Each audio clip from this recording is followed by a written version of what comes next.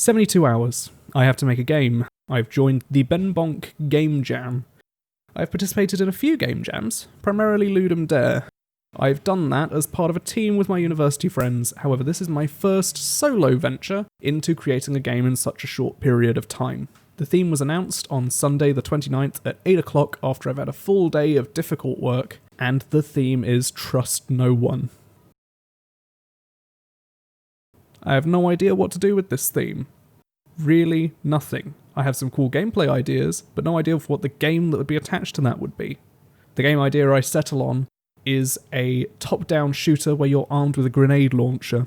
Why a grenade launcher? A grenade launcher feels really good. They get to explode, they get to make the screen shake. They have cool novelty to them because the grenade only primes a bit after you fire it, so that you can bounce your explosives off of walls or hit an enemy with the unprimed charge and take them out. This knowledge is based off of playing Modern Warfare 2 excessively as a youth. So I have this idea, but how does it fit in with Trust No One? I came to it because I thought, if you're trusting no one, the enemies are probably sneaky beasts. They're probably going to be trying to attack you from behind. And how would you hit someone from behind? Bouncing a grenade off a wall into them in fantastic fashion. So, 5 hours passed. I've been tutoring a friend on how to make a fighting game because I'm not committed enough to this project. And I have created a simple scene where you control a player character armed with a sick grenade launcher, and there are a bunch of enemies running around who you can kill. They become aggressive whenever your back's turned on them. I'm quite happy with how this has turned out, especially for 5 hours work. But I have 68 hours left, and no idea of what the game should be. That changes immediately. As my head hits the pillow, I'm ready for a night of sleep. Inspiration hits me. Hot Fuzz is a brilliant film. Edgar Wright's a fantastic director. The idea of having a secret society in a little village is cool. Secret agents are cool. That's not related to Hot Fuzz, really. What if James Bond was in Hot Fuzz with a Modern Warfare 2 grenade launcher? My sleep-deprived mind thinks this is an amazing idea, and I scrawl it on a piece of paper next to my bed, and I fall unconscious. Morning comes, and I'm still delirious enough to think this is a good idea. I then spend the next full day realising a small village full of villains disguised as members of society. I call them wolves, because wolves in sheep's clothing is a far too on-the-nose parallel. I keep my designs really simple, because I don't want to do too much art. It ends up looking like a Flash game, and I really run with that. So what mechanics have I added? I've created a bunch of allies and enemies, and the enemies will attack if your back is turned, and they all share a feature of their appearance. So either they'll all wear sunglasses, or they'll all be the same colour. Once you figure out which one they are, you have to pick them off without blowing up the civilians, which is quite hard because you've got a grenade launcher. This ends up being a part of the game I'm very happy with. I have a few different kinds of round you can have. Either they're wearing sunglasses, or random colour, or they're all wolves. That lets you play like a normal game in case the idea turns out to be terrible, and that ends up being a fun part. On those days, all of the enemies will spawn in and run at you, and you just get to gun them down, so it gives you an opportunity to properly use your grenade launcher.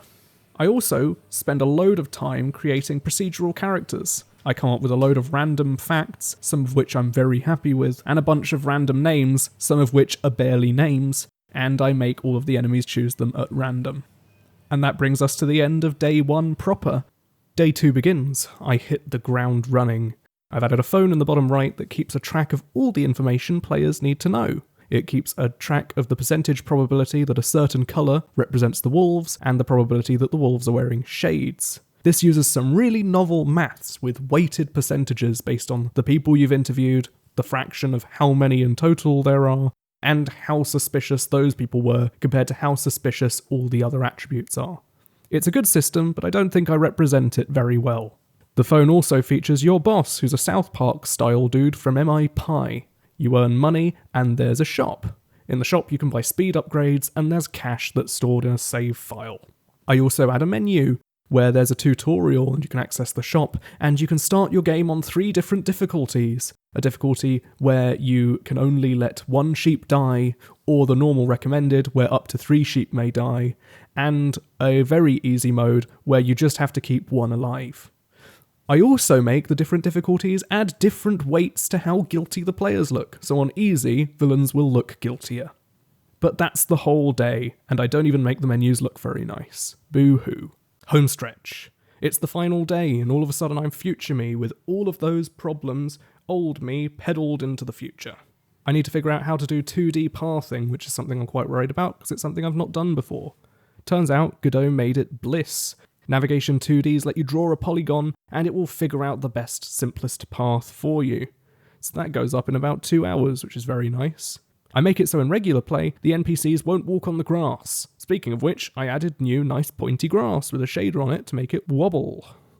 I added a start of level hint saying what the game mode would be. I also defined the game modes a bit more. There's either the mode where you're trying to figure out what colour the enemies are, or you're trying to figure out what apparel they're wearing, and there's 2 pieces of apparel now. They can either be wearing shades or holding a coffee cup. I also made flowers and a briefcase for enemies to hold, but it got a bit too confusing to keep up with, so I ended up ditching them and just adding them to the shop for your player to be able to wear, which I thought was quite nice to have a bit of cosmetic progression. I also added a crown you win when you win, which is on day 7, and I won't show anything here, so you get to enjoy that experience for yourself. My friend Bingo Flangeworthy made some intense music for the game, which I added to the menu and in-game, and I added one of my old tracks so that you had a choice of 2 songs when you're playing the game. I also added a mute button in case people aren't about that life. I work on the player aesthetic a bit, making them look a bit more like a classic Bond character with a fancy hat.